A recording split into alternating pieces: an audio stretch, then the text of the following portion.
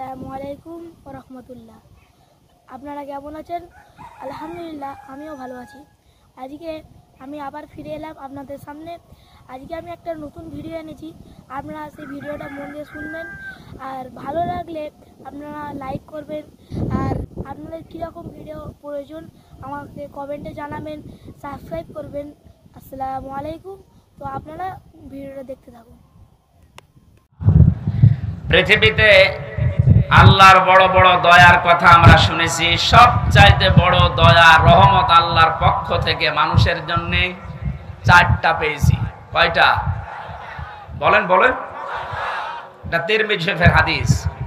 আল্লাহর নবী বলেন, এক নম্বরে মানুষের সবচাইতে বড় দয়া, কিন্তু এটা পেলে মানুষ বেজার হয়।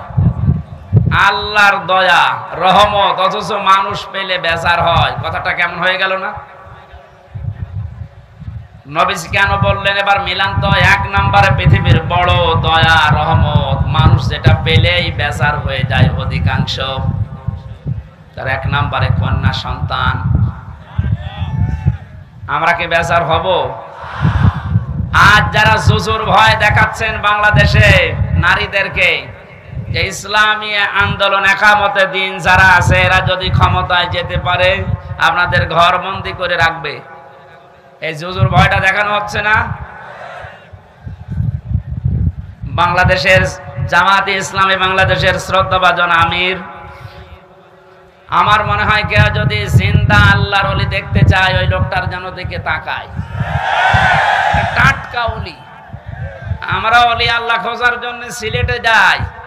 সিলেটে যেখানে যাওয়া দরকার ওখানে যাই না। এক কথা বলেন না কেন?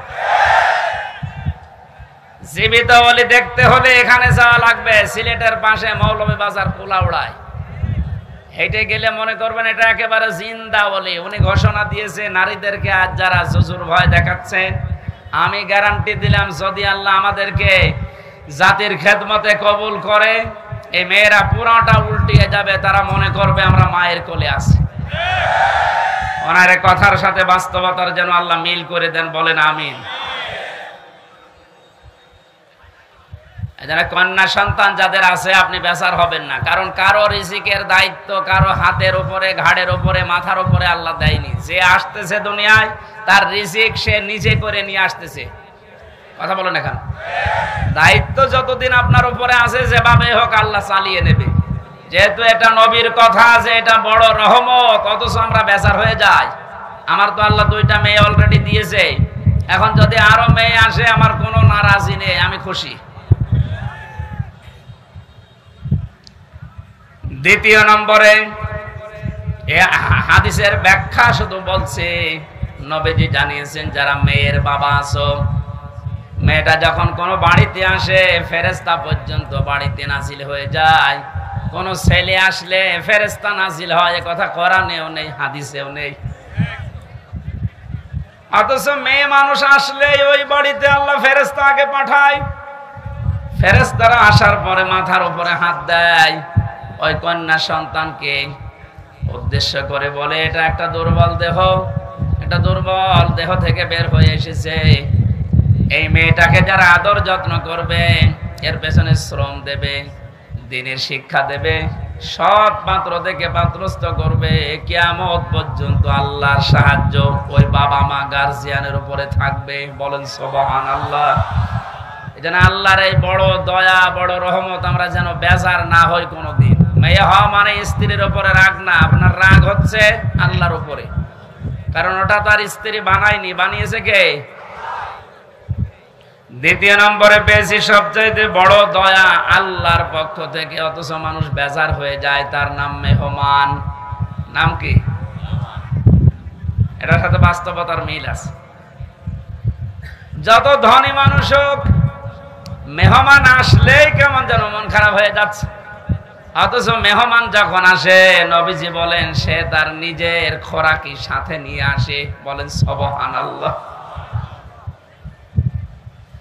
বিশ্ব নবী জানিয়েছেন 3 নম্বরে বৃষ্টি, 4 নম্বরে আল্লাহর নবী বলেন রোগ ব্যাধি। রোগ ব্যাধি যার যত বেশি হবে, তার দুনিয়ার অপরাধগুলো আল্লাহর মাধ্যমে মাফ করিয়ে নিষ্পাপ করে তার কাছে নিয়ে যাবে। সিস্টেম অপর পৃষ্ঠায় দেখুন তিরমিজি শরীফ। নবীজি বলেন 4টা বিষয়ে মানুষ আনন্দ পায়, 4টা বিষয়ে মানুষ খুশি হয়, কিন্তু আল্লাহর কাছে সবচাইতে ঘৃণিত নিকৃষ্ট এই 4টা। তার 1 নম্বরে নাম পেয়েছি যৌতুক। এদেশে নেই।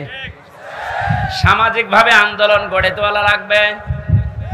বৈষম্য বিরোধী ছাত্র আন্দোলনের মাধ্যমে যেহেতু সংস্কার চলছে, আজ বাংলাদেশের সমাজগুলো থেকে যৌতুক নামে এই মানবতার মহা কৌতুক বিদায় করে সংস্কার করা লাগবে। এই জন্য যতগুলো সংগঠন কাজ করছে মেয়েদের পক্ষে নাম নিয়ে, নারী পক্ষ, নারী স্বাধীনতা আন্দোলন, নারী বিপ্লব পরিষদ, নারী মুক্তি পরিষদ, এদেরকে বলছি এই 53টা বছর পার হয়ে গেল, আজও আপনারা যৌতুক মুক্ত করতে পারেননি।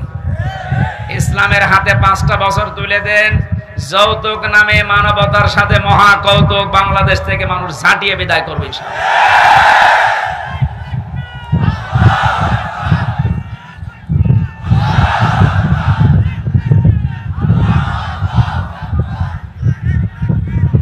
গাইবান্ধাবাসী 2 নম্বরে পেয়েছি আল্লাহর কাছে ঘৃণিত মানুষের কাছে খুব আনন্দ লাগে, মজা লাগে, তার নাম গীবত।